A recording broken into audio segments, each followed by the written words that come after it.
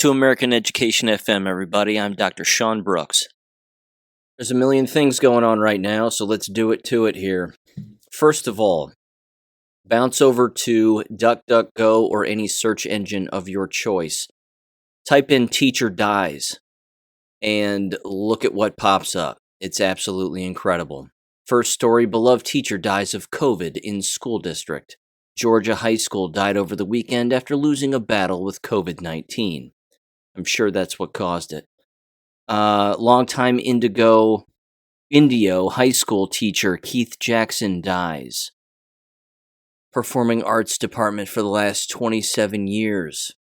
Elementary school closes after teacher dies of COVID-19. See, they're striking this up to COVID deaths. And then sometimes they're not, which is really interesting as well. Beloved Woodbridge teacher dies suddenly at school. Stewart's Creek gym teacher dies after medical incident at school. Let's look at that one real quick. This was from approximately a week ago. Maurice Grooms, weightlifting coach and physical education teacher, likely died of what police are calling a medical incident, quote unquote. Ladies and gentlemen, this is happening constantly now among school teachers. And they're striking it up again to either they're saying died of COVID because he tested positive just the day before, or they will actually go so far as to say that he died of a medical incident. No foul play was suspected, XYZ. Here's another one. This comes from MSN.com. Teacher found dead inside High Point High School in Beltsville, Virginia, spokesperson says. Prince George's County Police say a woman was found dead inside the Beltsville High School Wednesday night. They say the woman was found at 7:15 p.m. inside High Point High School on Powder Mill Road. Thursday morning, a Prince George's County Public School spokesperson identified the woman as Cheryl Mitchell, a popular teacher at the school. The official says Mitchell was found deceased of natural causes in her classroom. 57-year-old was known as a strong student advocate who respected and supported diversity. And there you go. They got to work that word diversity in right in the last sentence. Natural causes, I don't think so. Probably double jabbed, if not triple jabbed, if not flu shot as well. It's happening too often to even calculate, and no one is calculating this. No one's keeping track. There is no database for this just for school teachers. I'm sure that the military's keeping track, but there's no way that people are keeping track of such a thing within K12 schools or universities throughout the United States, let alone other countries throughout the world. No chance. It's happening too often. And of course, they're striking it up to things like, well, natural causes, because teachers just fall over in the middle of the day. One of the other things that, of course, is occurring too, which is an absolute abomination, is that more and more of these schools are pushing for the N95 masks to be worn by countless people. All of their staff members, XYZ, they're saying, well, the cloth ones don't work anymore. We now know that they never did because, we read all those research papers that say that they don't work. They didn't read anything. And now they're handing them out, and it says, of course, made in China on the side of all of them. And it also says, I might add, the words not a medical device. So there's that giveaway. But again, these people don't read, and they can't read, which is why they keep doing the things that they're doing. They can't give up on their lie. They just can't. Also, the Biden administration, if you want to call it that, is sending home these eye health COVID tests, which of course don't work for anything either. Yeah. And it also says made in China on the back of the container. And it says do use as an aid in the diagnosis of COVID-19. So it's an aid in the diagnosis. It's not a diagnosis. And it says if you're concerned that you have been exposed to COVID-19, then you should use it also. Why would they use it if it's not an aid? It says it on the labeling of the box. It says do not use on anyone under 2 years of age. Do not use if you are prone to nosebleeds. And if you've had a facial or head injury / surgery in the last 6 months, you shouldn't use it either. They don't work. None of it works. It clearly looks like a facial swab thing of sorts. I'm not sure, but it looks terrible nonetheless. It just continues to perplex me as to why individuals continue to send their children back to these environments and within these environments. It just blows me away. I'm going to give you one example. Again, a school in Loudoun County. Everybody knows that the governor of Virginia has lifted the mask mandates. No more mandates, no more tests, no more this, no more that, no more masks, whatever. And there were students, again, in a Loudoun County high school who showed up not wearing masks and walked right into the building. Good for them. Good for them. To that, I say, good move. I say you're a little too late on 2 issues. Number 1, you should have done that from the start. And number 2, Stockholm Syndrome. You're going right back into the very environment that is abusing you and has been abusing you this entire time. And you've been allowing it this entire time. You see, again, I don't mean to bring people down with the truth here. That's not the point of this entire podcast. It is to inform and take it to the next level. That's all I'm trying to do. But the fact is that they continuously send them back into these environments. And I've covered Stockholm Syndrome before, more specifically last August, toward the middle or end of last August. Or actually, I'm sorry, it was the beginning of last August is when I covered Stockholm Syndrome. That's exactly what this is. Again, I understand what's going on in the minds of students and the ones that have hated the mask wearing and know that all of this is garbage and it's a giant lie and XYZ. I know what they're thinking. They're saying to themselves, we get to come back into this environment around teachers and administrators that have been making us and yelling at us for wearing these masks. Now we get to walk back in and not wear them. So now we get to shove it back in their faces that they were wrong and look at us. The day before we were wearing them, now today we're not. Again, it's holding up a giant mirror to the individuals that are guilty of so many crimes that it's unavoidable, and it's going to drive those administrators and those teachers crazy, and I love that. I love it. It's a twisting of the knife that really just makes it sting just a little bit more. And the students doing that, again, I applaud them. However, you're old enough to read. Stop relying on the corrupt system that's been abusing you this entire time to provide you with something that you should be providing yourself for a lifetime, which is a lifetime of learning. That's the entire point. So to go back into those environments and continue to do, or I should say attempt to do the thing that you've been trying to do this entire time, which is learn without restriction.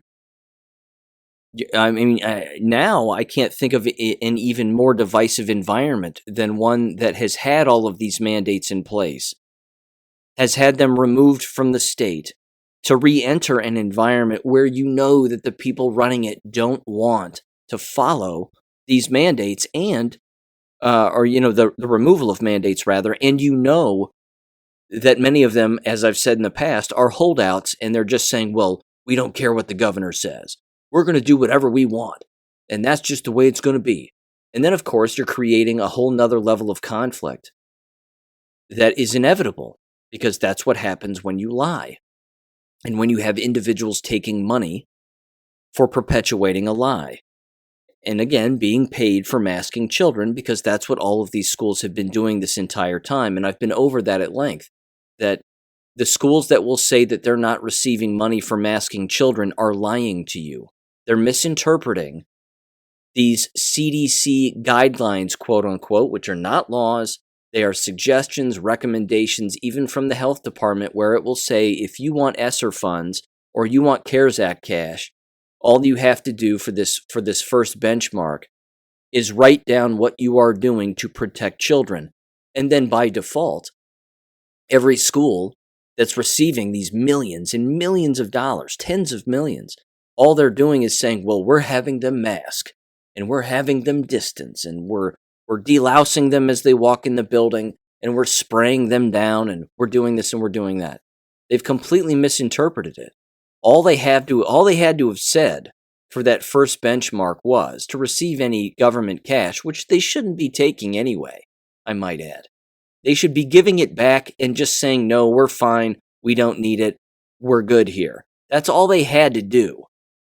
But being honest, when someone's waving a giant check in front of your face for tens of millions of dollars, that's going to be hard to turn down. In particular, in these environments that are so used to being dishonest for money.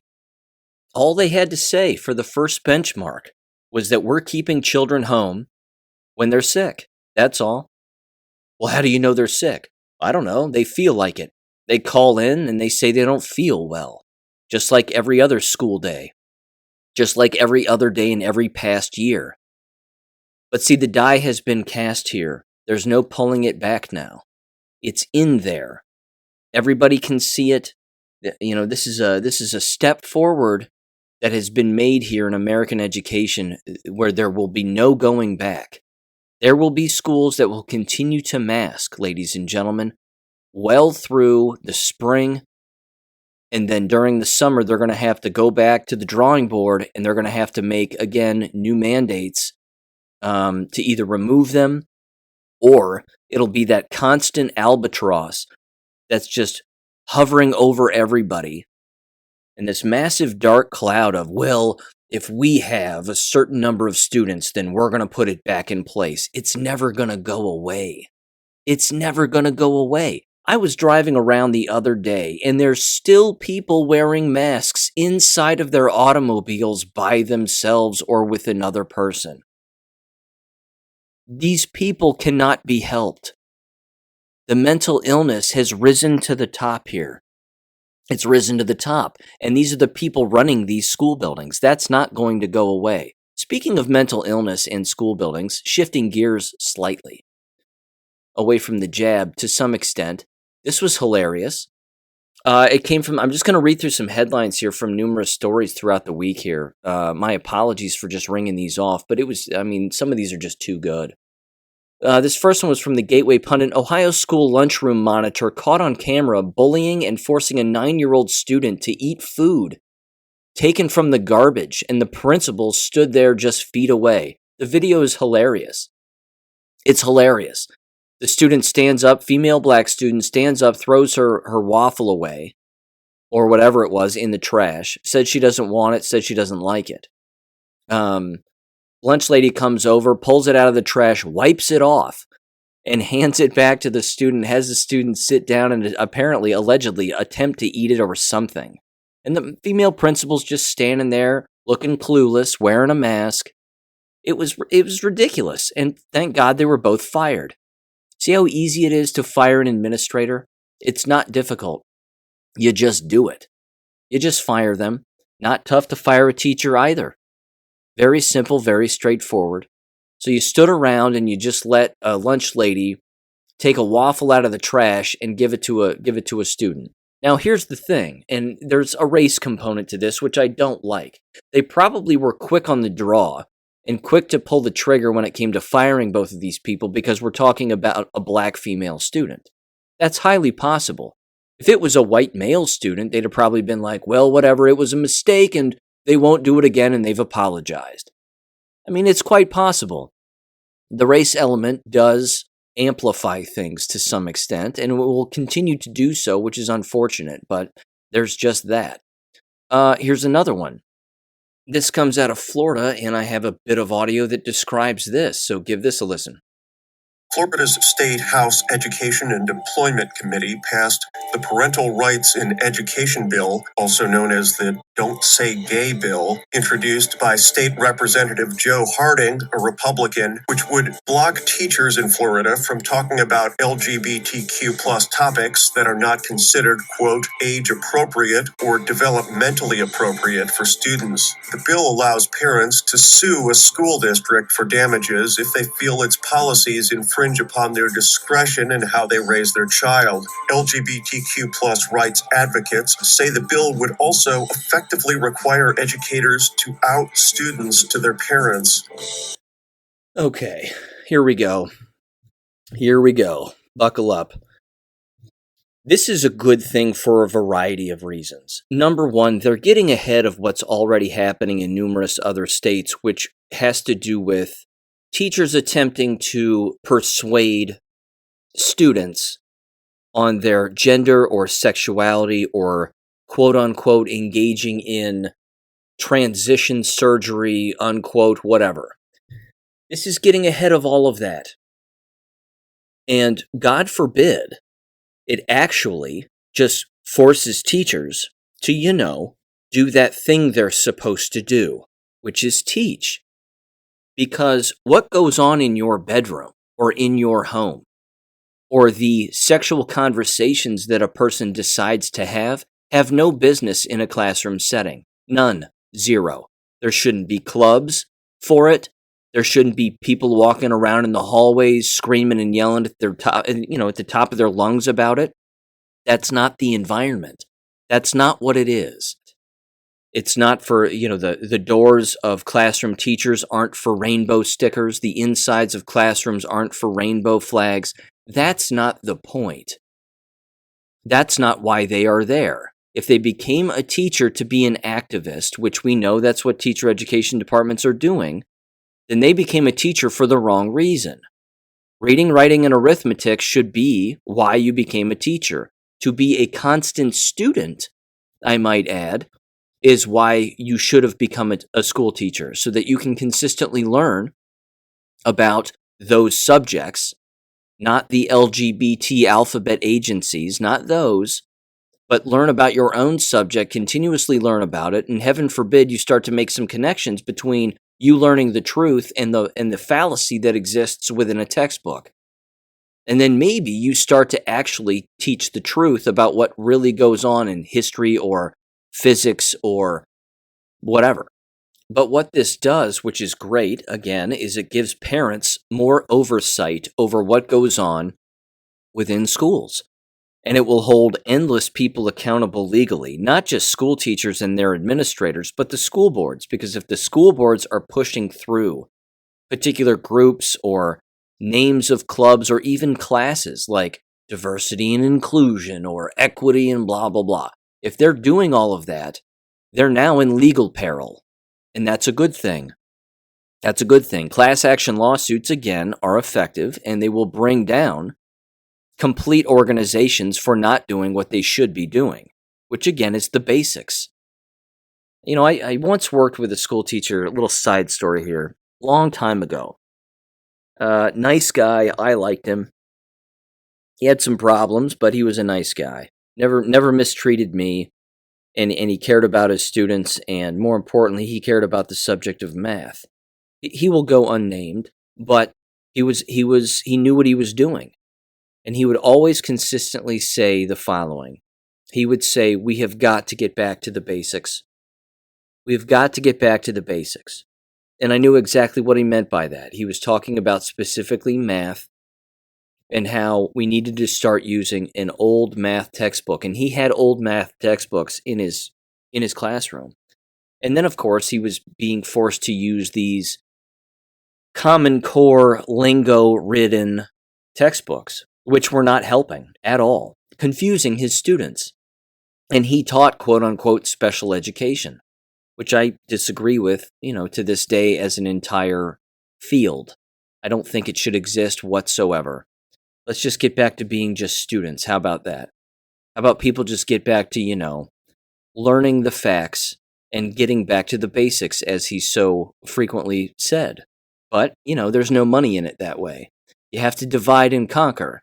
And when you divide and conquer, there's a dollar sign that's associated with all of that. So the more special education students are, then the more money you're going to get as a school district. Not to mention, if you make the subject harder than it has to be, what's going to happen? Scores will decline, and then you can get more special education students and more students categorized as such, which then means more money. It's the Hegelian dialectic all over again, in a completely different level. But again, the schools in Florida, for example, if they're getting back to the basics, at least to some extent, by removing all of this LGBTQ XYZ stuff, then excellent. It should have never been there in the first place. But like I've said too in the past, when it rears its ugly head, that right there should show people that the individuals who are pushing it are not interested in education, because that's not reading, writing, and arithmetic. That's what is your sexual proclivity? And when did that become a class? When did that become a concern for anybody? Because the fact is no one cares. No one cares. It's your private business. Keep it out. Keep it out of the public. That's why they call it private versus public. No one wants to know. No one cares. Stop throwing it in people's faces. We're not interested. We don't care. We don't care. And no, Chasten, if that's his real name, Chasten Buttigieg, I don't know his name. He's Mayor Pete's husband, apparently. He's come out and said this is going to kill people. It's going to kill students, and the gay students are going to run back into the closet and kill themselves because they're not going to feel comfortable in schools in Florida, and this is going to kill people. Get a grip. Get a grip. It's not going to kill anybody. And if you're that mentally unstable, you belong in a padded room. You don't belong in a school building. That's all. If you're that unstable about who you are in your own skin, or you're still trying to figure it out, well, homeschool then. Take yourself out of these alleged super predatory and unhealthy environments. I mean, they are for a variety of reasons, but this isn't one of them. I will, however, give you an example of how they are predatory, and here's just, again, another example. This too from this week, shocking, from trendingpolitics.com, Denver Public School teaching kindergartners domestic terrorist, Black Lives Matter racist guiding principles. Who's surprised by this? Denver is an absolute cesspool.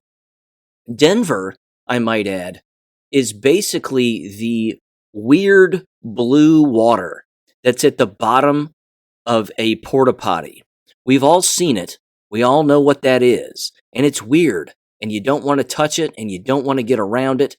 It smells. I don't know what the deal is, but something is going on in Colorado. I don't know if they're spraying with chemtrails like crazy, and there's some like Marxist brand on the chemtrail jar that everybody's just getting hosed with out there, but nothing good is coming out of Colorado. There are parts of it that are aesthetically pleasing, the landscape and what have you, when of course it's not on fire. But yeah, I again, stories like this shouldn't shock people, but this right here is exactly why they are destructive. And again, the title says shocking. So why? Why is it shocking?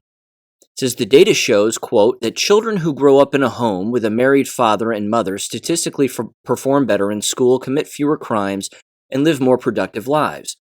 But those who want to advance Black Lives Matter, anti-white racism, and the LGBTQ agenda, these facts are abhorrent to them and must be redefined. Well, of course, they're abhorrent to them because they aren't associated with that. You see, Black Lives Matter is a gang. And like most gang members, they come from parentless and broken homes. So they need association. They need to associate with something. Like-minded individuals who are equally as angry, equally as destructive, equally as miserable as they are, as I've brought up on countless occasions. That's the plight of the Marxist. They have to have it that way. But instead of just being by themselves, they have to infringe on what other people are doing and try to convince other people that they too are miserable, when in fact they're 100% fine. Nope, came from a nuclear family, parents loved me, got hugged a lot, and, had a smile on my face, went to an amusement park from time to time, wrestled with dogs in the front yard, had a good time. Everything was A-okay.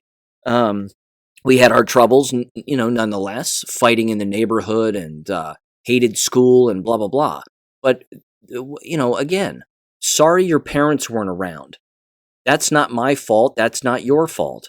Wasn't my fault when I was a kid, not your fault when you were a kid. You weren't in control of that. But again, pushing this on everybody all of the time, that's a mental disorder. That's a mental disorder. And it's a gang. And I would encourage people to, again, view it like that. It is a gang mentality because its foundation and its root is embedded in everything that happens to a person in their childhood that would lead them to becoming a member of a gang. And Marxism is no different. So there's not a lot more to add to that, really. I even interviewed a long time ago with a college in the Denver area, in downtown Denver. I think it's their Metropolitan University, Denver Metropolitan, something like that. Anyway, again, a cesspool. You can get online and even, but I remember this too. It's hilarious. Before the interview, I got online and I was reading a lot of student comments about it. And the student comments were brutally honest. They were just like, this is a Marxist cesspool. Everybody's an ideological crazy person. I went here for a semester and, the first words out of the professor's mouths were I should hate myself and reevaluate who I am because my skin color was different than theirs and XYZ. And then it came time for the actual interview. And I remember looking at the email of the individual who sent me the invitation for an interview, and it was a process interview. They didn't really want me to teach there. They just wanted to interview somebody out of state. And they had their preferred pronouns below their name on their email. Her and hers. And I went, well, we're done here. That's it. We're done. And they only asked me 2 or 3 questions in the interview, and then it was done. And I was giving them the most lackluster answers I possibly could. In fact, I was probably a little too honest with them, knowing full well that I wasn't interested in the job. And it was funny. Good times. But again, that kind of a school and those kinds of schools are not uncommon, unfortunately. And in fact, they are now all, for the most part, just Marxist training grounds. And this next article is a perfect example of one. And how, again, anything related to the Constitution is the last thing that they're interested in. It's just, it's disgusting. It's just a sea of tears and lies. And that's all that they're interested in perpetuating. This next story, again, in this same exact vein, comes from Envolve.com, and it's titled, Our Schools Are Collapsing. Woke U.S. University Bans Offensive Words Such as Grandfather, Man, and Red. Here we go, buckle up. A woke university has banned staff from using ordinary words used by most Americans because they might offend or upset some students. The University of Washington released an inclusive language guide last week that lists a number of so-called problematic words, quote-unquote, that they deem to be racist, sexist, ageist, or homophobic. According to the guide, words such as grandfather, housekeeping, minority, ninja, please, and the word lame are considered deeply offensive and must not be uttered by anybody at the university. According to the university, the word lame is harmful because it is ableist, quote unquote. I gotta tell you, before I bust a gut here, it's an open violation of the First Amendment, which should tell everybody that these people are not interested in the law. Whatever. The word Constitution is ableist because it was created by a bunch of racist slave owners. How dare you, Sean? See how these people think?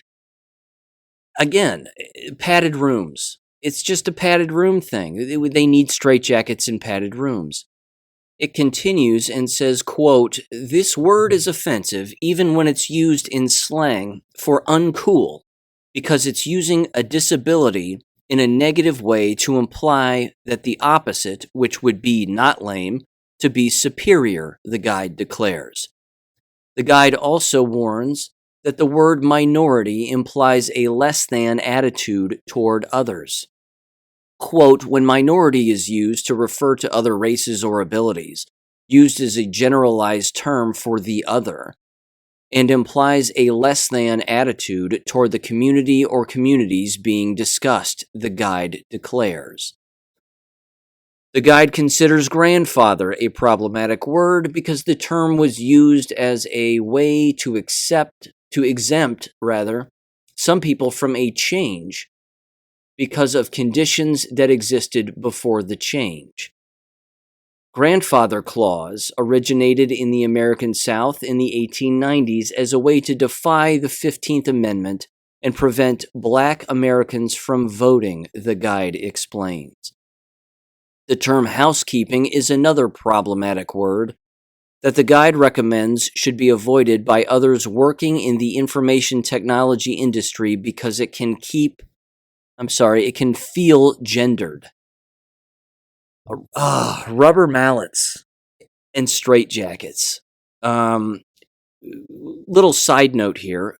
This was brought up before in the past, but there are endless employers, and I mean endless employers in very high-ranking positions and even lower-ranking positions that will talk with individuals in interviews who are interviewing for positions that, of course, they're offering, and they can immediately detect whether or not the student that is coming from one of these colleges is fit for the job because of the way that they talk and the way that they speak. They can tell whether or not they're coming from these universities that are pushing this Marxist verbiage on people, or in this case, lack of real verbiage on people. Because again, the way that they enunciate words or the way that they speak or the things that they say, I mean, of course they can judge them by the way that they dress or the way that they carry themselves. But they can really do it with the way that they speak. Their entire vernacular is a dead giveaway as to whether or not they're a competent human being. People that are coming from these kinds of places are not competent.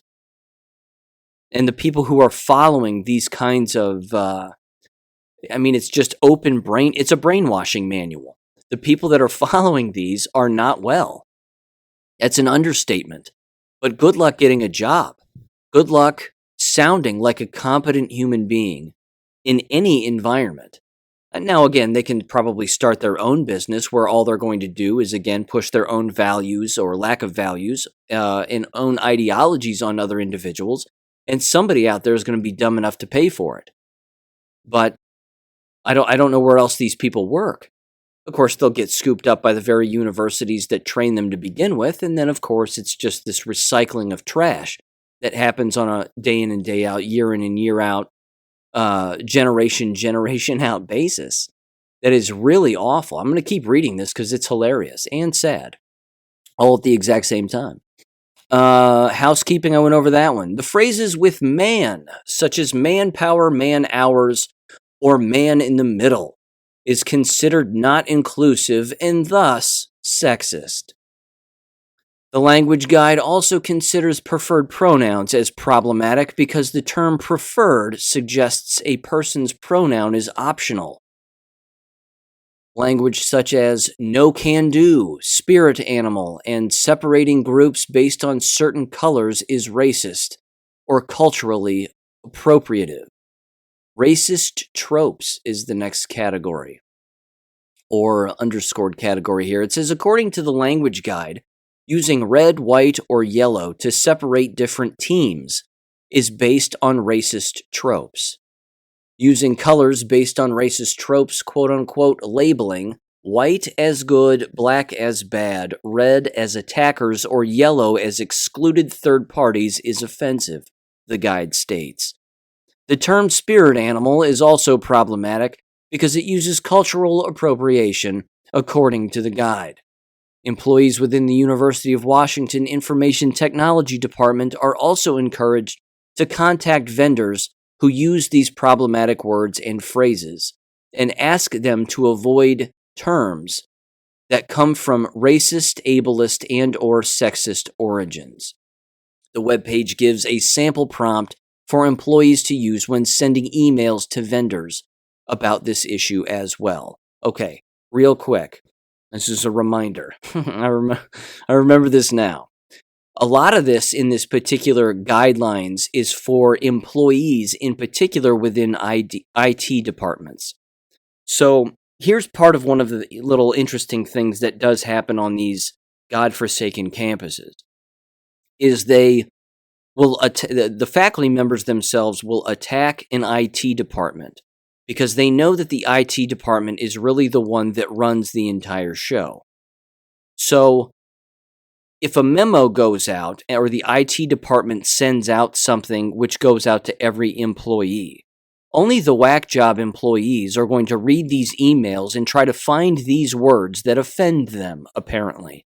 And then, of course, enough of those complaints build up to where they say, we need to get together as a faculty and we need to make this giant manual that everybody needs to follow, in particular, the IT department, because they're the ones sending out all of these emails that have these offensive words in it, like man or the color red.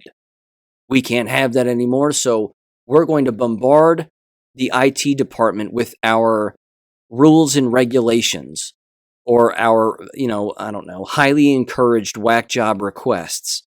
And then if we ever see these words again, we're going to file more complaints. It's a way of taking over an entire IT department and filling it with Marxist whack jobs that agree with these, again, Marxist faculty members. So it's a way of, again, infiltrating just another department to then infiltrate other departments and become this malignant cancer that never goes away. I mean, that's essentially it. Once you get an IT department on board with using all of this nonsense language, it's game over. Because that nonsense language is going to reach every single student through every single email, memo, XYZ. The leftist snake eats its own tail on a consistent day in and day out basis. But think of all of the effort, again. It's much like my Substack articles regarding the open records request and all of the jab mandates and the mask wearing and the testing and the hypocrisy, all of it, and all of the conflict. Think of these environments and what isn't being taught.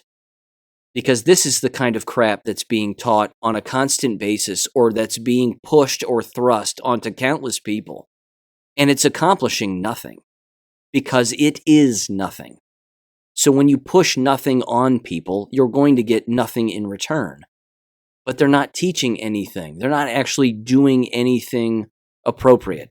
Again, this is the plight of the Marxist, is to make everybody just like you. Even when you don't make any sense, the object is to still make everybody just like you. There's no individuality anymore in these just insane institutions. There's none that I can find anyway. And again, it's been brought up in the past, and I've used numerous examples to lay this out. And there's one specific example that I want to revisit here because there's more coming out about this situation, which is absolutely mind-boggling and horrific, but at the same time very predictable. When these institutions hire these kinds of people, whether they be, again, universities or public schools, you're going to end up with individuals who cannot operate in a real-world situation because everything that they believe is make-believe. It's a belief, it's not a fact.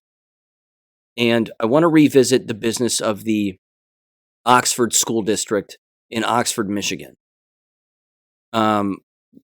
Jesse James and I have been going back and forth about this, and he's been sending me some information. There was apparently some kind of a threat that was made, or an alleged threat. Again, it was probably fake, but the school was returning to their normal operations. The high school was after their shooting this past Monday. And I want to play the message from the principal here because, honest to God, ladies and gentlemen, it's a perfect example of just burying your head in the sand on what really caused this and what the real problem was. People who run these buildings actually believe to themselves, including a lot of the people who teach within, which is a shame because they're giving away their lack of intelligence as well, is that putting stickers on doors and new paint on walls is going to erase the negligence that occurred among the adults who worked in the building who could have prevented the school shooting that took the lives of 4 people, of 4 students. Because again, it wasn't the wall's fault. It wasn't the bad paint on the walls that caused the school shooting. That wasn't it. It was the negligence of the adults who are probably Marxists and have that particular political proclivity and ideological nature within them that led them to make the decisions that they made, which was, well, everybody will be fine, and this was a concern, but not a big enough concern there, where we needed to search the student's backpack and XYZ. Because again, just to revisit the Nathan Crumbly situation, if that's his first name from my recollection, his parents are still in shackles behind bars, and they had nothing to do with this school shooting.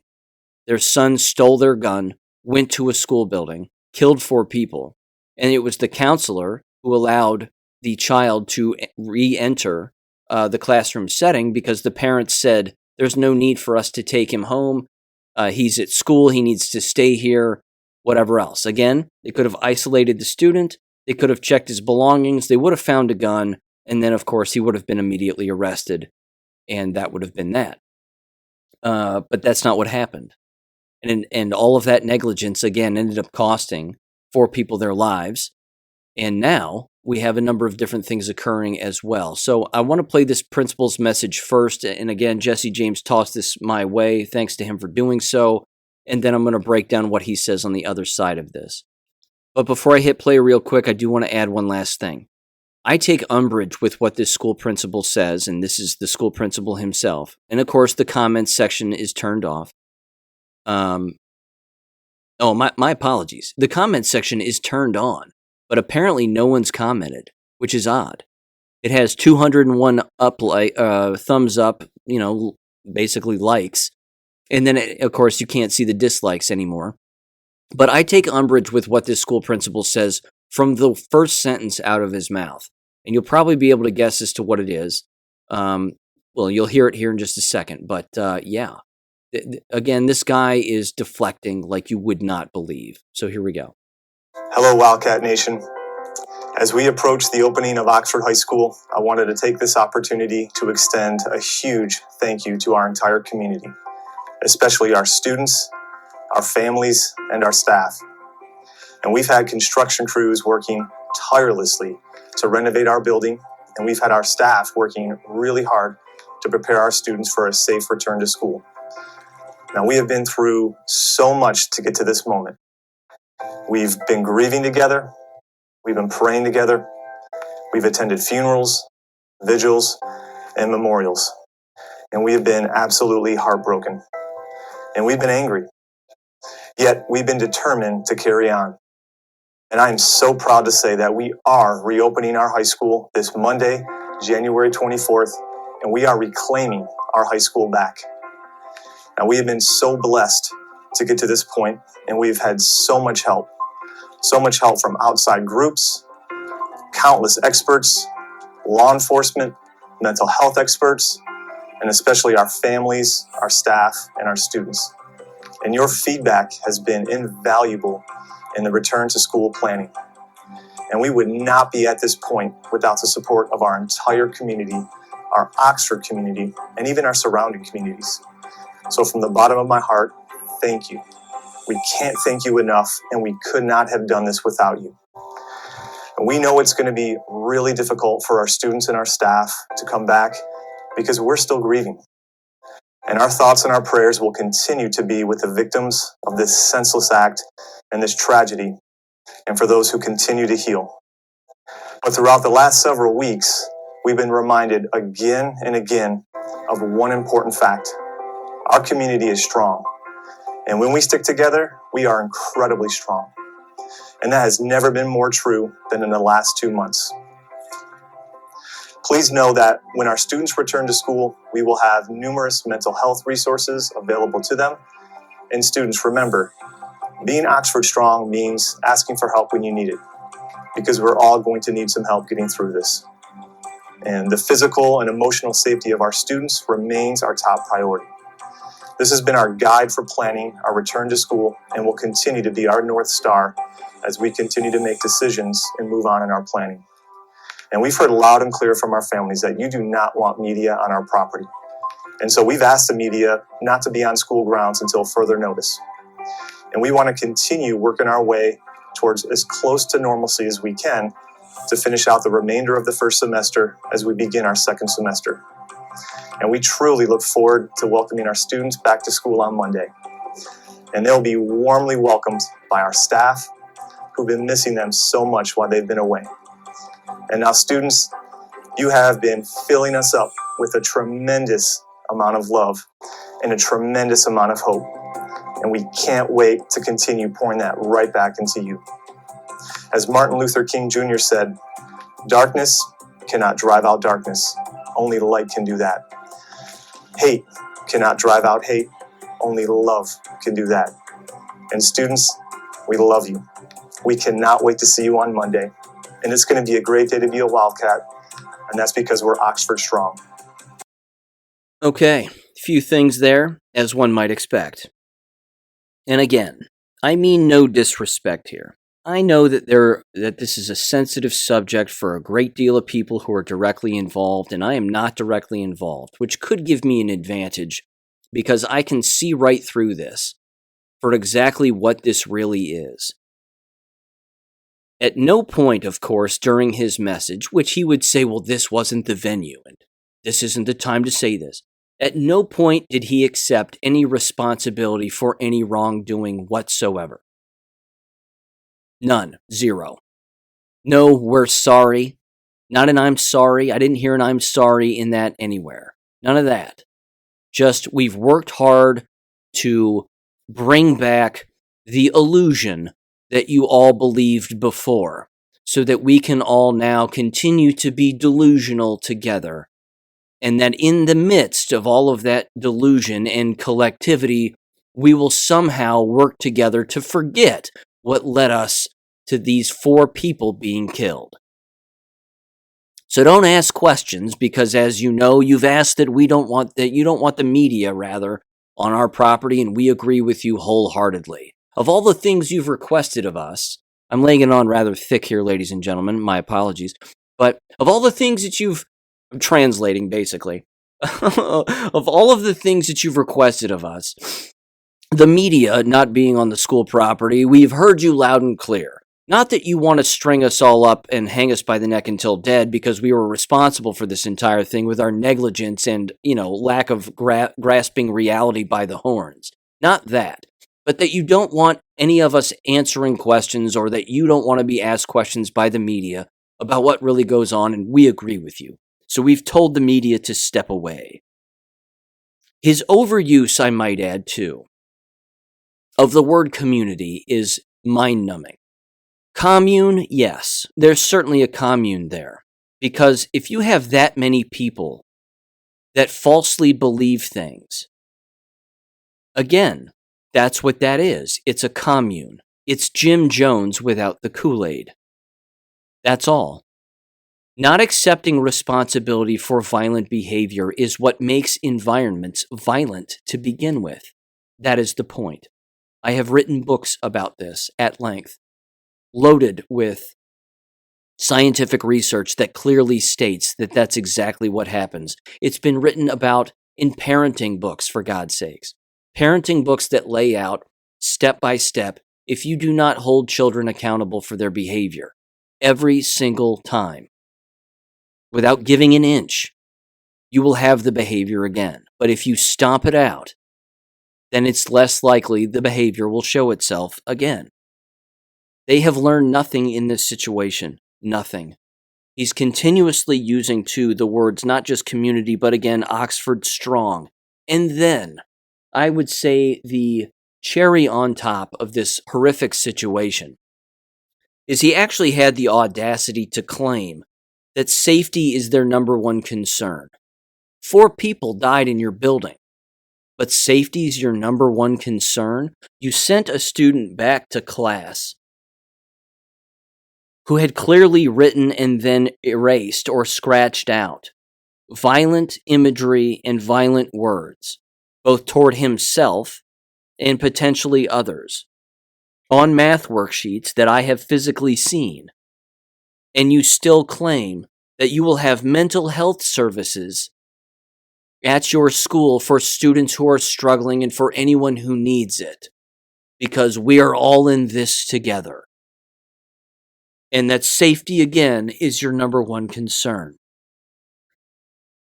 The lying and the absence of reality is going to cause something like this to happen again. And also, I might add, make no mistake, high schools are violent by nature because of the way that they are designed.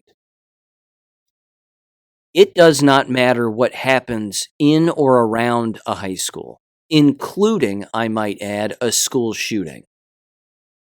That you can have a school shooting with people who die inside of that school building. And there will be people who work in that building. I kid you not, ladies and gentlemen, it's happening right now as I'm talking to you. They still believe that because that's happened inside of their school building, that they will never have violence in their school building ever again. That students will never fight with one another ever again. That there will never be a disagreement ever again because blood has been spilled. They will believe this. And they will believe something that is not real. Violence always goes back to being at the forefront in any destructive environment. It does not matter what happens in that environment.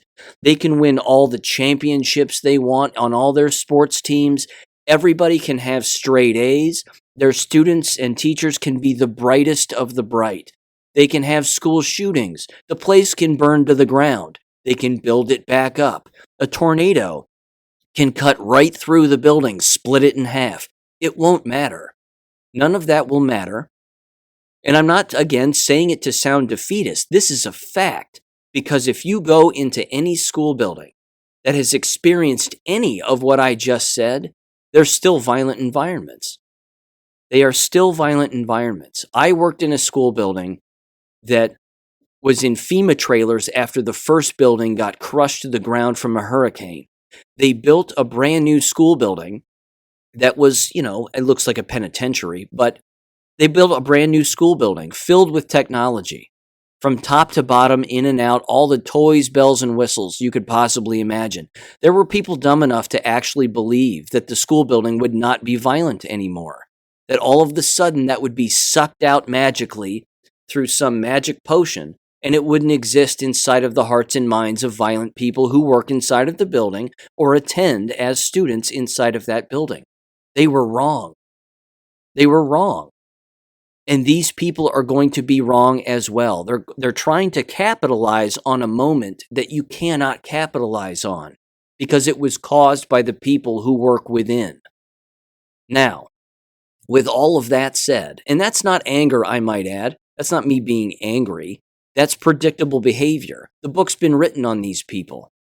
It's been written on these people and what actually goes on. Here's a Facebook post that he tossed my way too. And it says this. It says, just got this email after 2 of my kids left and one getting ready to leave on his bus. And then there's some people commenting. And it's apparently this email that went out. And again, I might add their use of the word community is overbearing. They're now Oxford Community Schools. This word community, ladies and gentlemen, is working its way into American K12 school districts to communize them. Because the word commune, communist, community, they're all the same. They're all the same.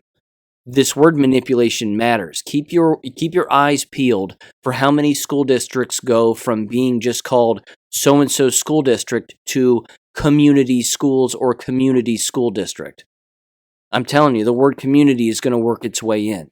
But here's what the email says. It says, quote, early this morning, a vigilant OHS student made our administration aware of a social media post of a concerning video of a former student, 2019. This post did not contain any explicit threats, but was immediately turned over to law enforcement. Our school resource officers acted swiftly, investigating the post and visiting the last known address of the poster. Neighbors indicated that the individual who made the post relocated to another state approximately 2 years ago. Law enforcement confirmed that the individual has an out-of-state driver's license and has spoken with the individual who is currently not in Michigan. Be assured, there is no threat at Oxford High School. We have a strong law enforcement presence and are looking forward to welcoming our students back this morning. Thank you to the many students and families who quickly brought this post to our attention. Together we are Oxford strong. We see you soon, Wildcats. The hypocrisy in this message is mind-blowing. First of all, I'm going to work it backwards. They say they have a strong police presence. Where was your strong police presence before these 4 kids were killed? That's number one. Number two, he has the audacity to thank, whoever wrote this, has the audacity to thank the parents and students for being vigilant with them and calling them vigilant regarding a social media post or a social media threat. I thought the Crumbly kid was doing that. I thought the Crumbly kid was making some online threats, and I thought that students were bringing it to your attention back then. And what did you do? Didn't you get on the PA system, allegedly, and tell people to stop bringing these online posts to your attention? I thought that's what the principal said before these 4 kids were killed. Do you see what's happening here? They actually think that people will forget the truth, that people cannot connect the dots. This principal is negligent. This principal, again, I don't mean to judge, but just looking at the guy, he looks like putty. He just looks like putty. He looks like somebody that you can just mold into whatever you want. And he just looks like a yes sir, yes ma'am kind of person. Somebody who will just do what they're told no matter what, because, he's got a mortgage payment and he's got to get that big paycheck. These are the kinds of people, again, that have got to go. His entire career now, for the rest of his life, will be associated with this shooting. And it should, because it was on his watch. It was his negligence that led to this. Getting a job somewhere else is going to be very difficult for him, and it should, unless, of course, the Marxist wagons circle around him and protect him, which is what's happening right now, and there's no real accountability. He has to go. You've got to clean house. You have to clean house. Now, here's what is happening. And again, this article was tossed to me by Jesse James, and I thank him for sending this my way. There are parents of the victims who are suing, and they're suing together. This comes from one of their local outlets, Channel 4, and it's titled, Oxford High School Students' Parents Sue School Staff, Crumbly Family in Wake of Mass Shooting. I'm not sure that suing the Crumbly family is your answer. It's low-hanging fruit, and frankly, it's not even ripe for the picking, because they weren't responsible for this.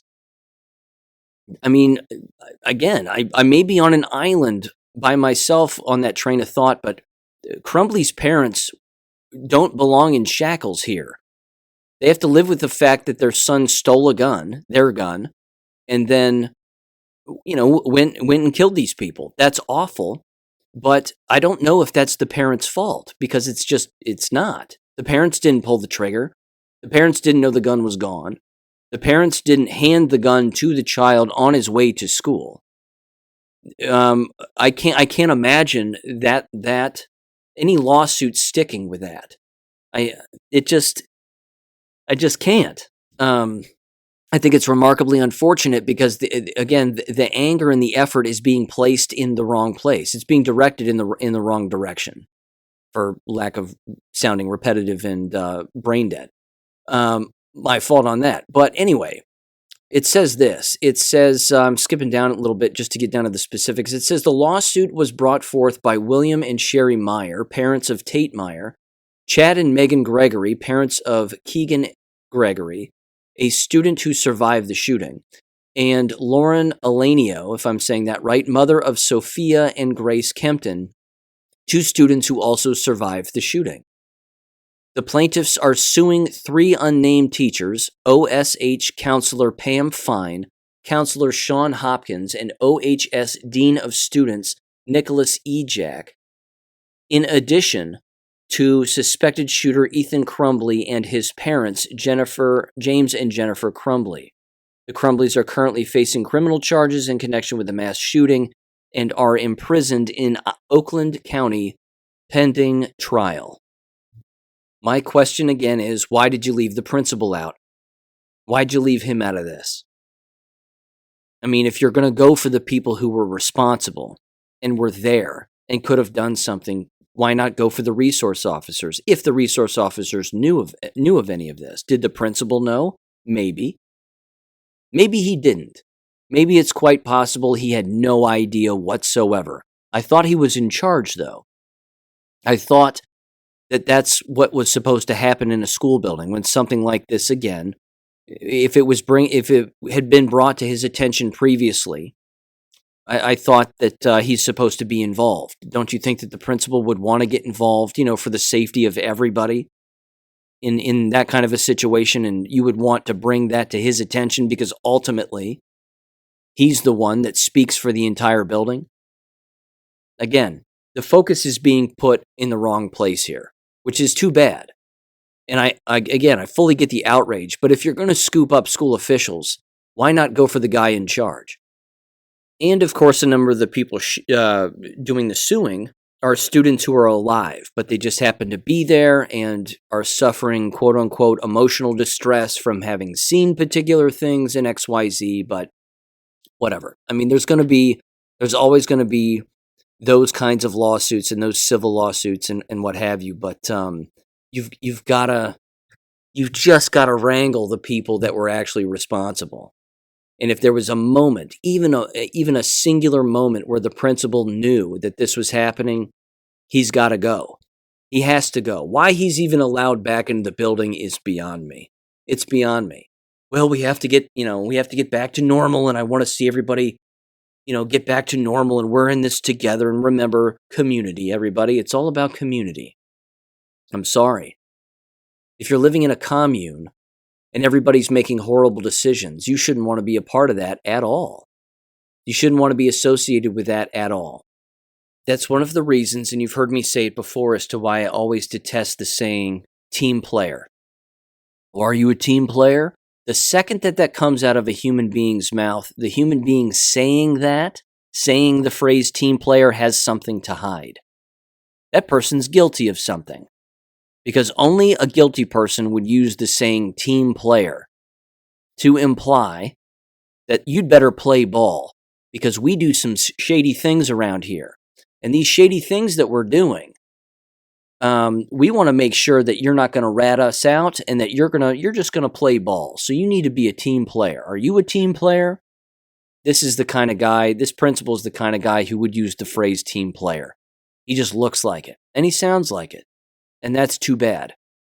It's too bad that nothing has changed. It's too bad that nothing is going to change. Run away from these buildings, ladies and gentlemen. Run with your head held high, because there are greener pastures on the other side, I assure you. With all of that said, a lot of stuff there I know may have sounded a little down, a little intense, but This is what's going on. This is the environment. It's not an accident that God is showing us this.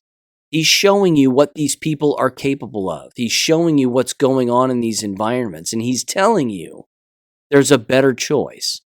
There's always a better choice. So have a great weekend, everybody. Get outside, stare at the sun, do what you need to do to get your mind right. Because the war continues here. There's all these holdouts. I'm glad that the mandates are ending. There are still people, again, who are falling ill and dying from these jabs. And there are, again, countless environments, including this Oakland County area that's apparently pushing for vaccine passports. So it never ends, and it's not going to end. Just because it's starting to go away some places, don't forget the abuse, and don't ever forget the abuser. Remember these people. Remember who they are. And we can't let them off the hook. We just can't. Because like I said earlier, where's the accountability then? Where is it? Don't fall back into the matrix, ladies and gentlemen. That would be a huge, huge mistake.